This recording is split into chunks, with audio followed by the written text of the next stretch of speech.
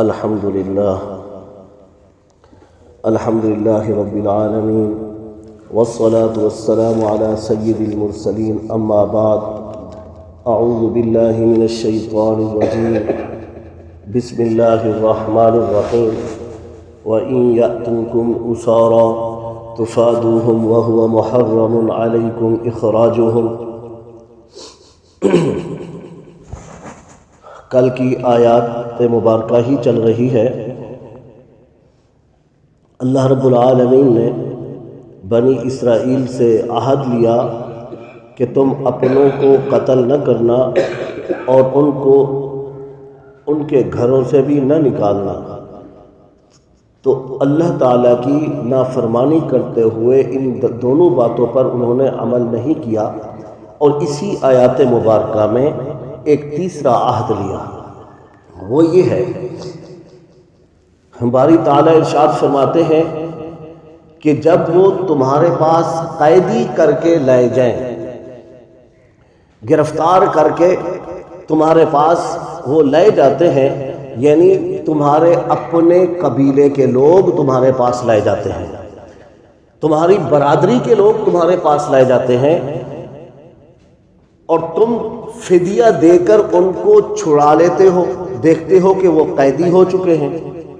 وَهُوَ مُحَرَّمٌ عَلَيْكُمْ إِخْرَاجُهُمْ، اور یہ اول تو تم پہ تھا ہی حرام کہ تم ان کو گھروں سے نکالتے۔ أَفَتُؤْمِنُونَ بِبَعْضِ الْكِتَابِ، کیا تم کتاب کے بعض حصے پر ایمان لاتے ہو؟ وَتَكْفُرُونَ بِبَعْضِ، اور بعض کا تم انکار کرتے ہو۔ بات کو سمجھیں، بات یہاں پہ یہ چل رہی ہے، مدینہ طیبہ میں دو قبیلے تھے، ایک اوس، دوسرے کا نام تھا خزرج۔ یہ آپس میں دست و گرما رہتے تھے، اکثر لڑتے رہتے تھے۔ یہودیوں کے بھی دو قبیلے تھے، ایک کا نام بنو قریظہ تھا، یہ اوس کا ساتھ دیتا تھا جب بھی لڑائی ہوتی تھی، اور ایک یہودیوں کا قبیلہ تھا بنو نذیر، یہ خزرج کے طرفدار تھے، اور یہ بھی آپس میں دونوں قبیلے لڑتے رہتے تھے۔ اب اوس اور بنو قریظہ یہ دو آپس میں ایک ساتھ تھے، بنو نذیر اور خزرج دونوں ساتھ تھے۔ یہ یہودیوں کے دو قبیلوں کے ساتھ جو مدینہ طیبہ میں مشرکین کے قبیلے تھے، وہ ان کا ساتھ دیتے تھے۔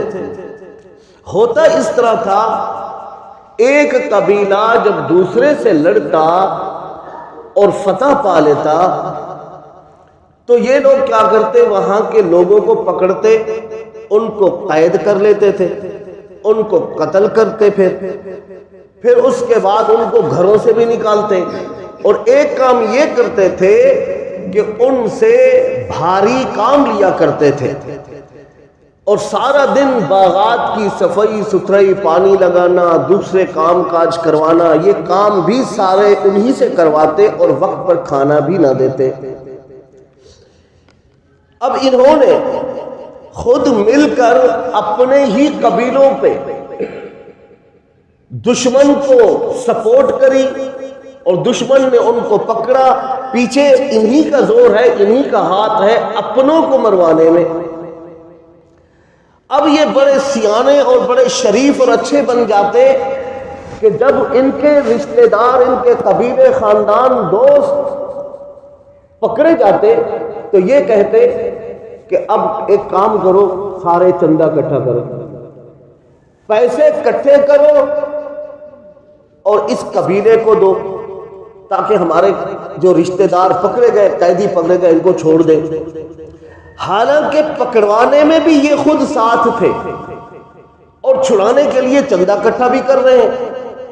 وہ کہتے یہ تھے کہ لڑائی ہماری آپس کی الگ بات ہے، لیکن ہمیں کتاب یہ بتاتی ہے، تورات یہ بتاتی ہے کہ چھڑواؤ۔ اللہ فرماتے آفات وَهُوَ مُحَرَّمٌ عَلَيْكُمْ إِخْرَاجُهُمْ، شروع سے تمہیں ان پر حملہ کرنا، گھروں سے نکالنا بھی جائز نہیں تھا۔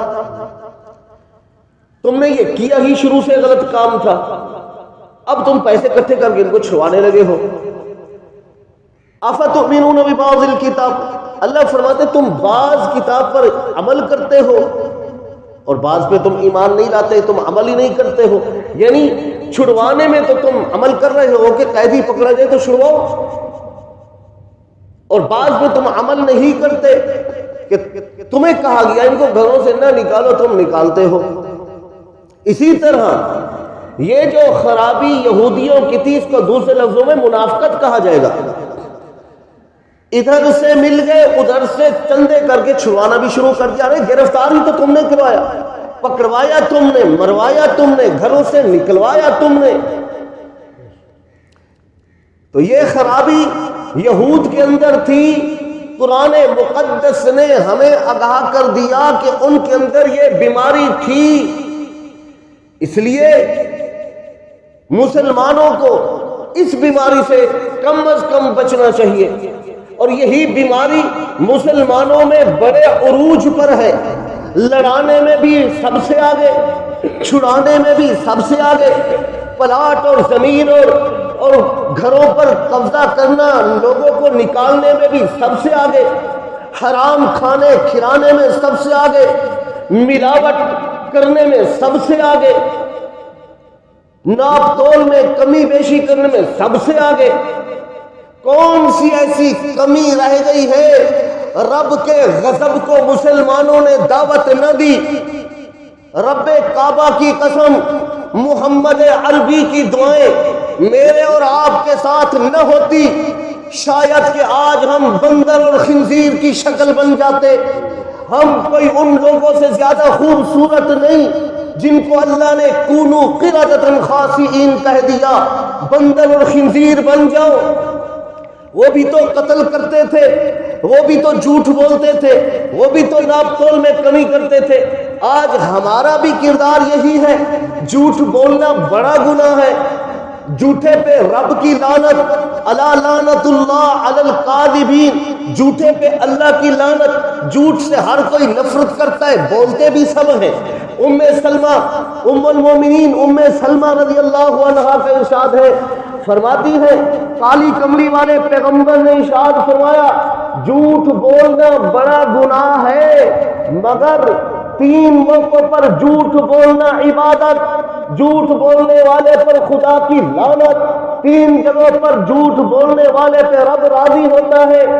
ایک ایسے وقت میں جھوٹ بولو جب ملکی حالات جنگ اختیار کر چکے ہو، فوجوں کی حمایت کے لیے اگر آپ کو کسی نے پکڑ لیا یا کسی فوجی کو پکڑ لیا دشمن نے، وہ پوچھتا ہے کہ تم کہاں کہاں حملہ کرنا چاہتے تھے، منصوبہ کیا تھا، اسلحہ کتنا ہے تمہارے پاس، اس وقت جھوٹ بول دو، بولو ہمیں نہیں پتا، مجھے نہیں پتا، میں اس لیول کا بھی نہیں ہوں کہ میرے سامنے یہ بات ہوئی ہو۔ جھوٹ بولو، مسلمانوں کو بچاؤ، ملک و ملت کو بچاؤ۔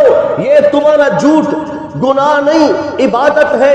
میاں بیوی آپس میں لڑ پڑے، اس وقت جھوٹ بول کر دونوں کو منا لو، کہہ دو کہ بیوی میاں کی تعریف کرتی ہے، شوہر کو کہہ دو تمہاری بیوی پردہ دار ہے، صوم و صلات کی پابند ہے، بڑی اچھی خاتون ہے، ان دونوں کی صلح کرا دو۔ بتاؤ مسلمانوں، آج ہمارے اندر یہ نہیں ہے کہ میاں بیوی کو لڑایا جا رہا ہے، حتیٰ کہ لڑانے کی نوبت طلاق تک پہنچ چکی، گھر ویران ہو گئے، گھر خالی ہو گئے، بچے یتیم ہو گئے، ہمیں احساس تک نہ ہوا۔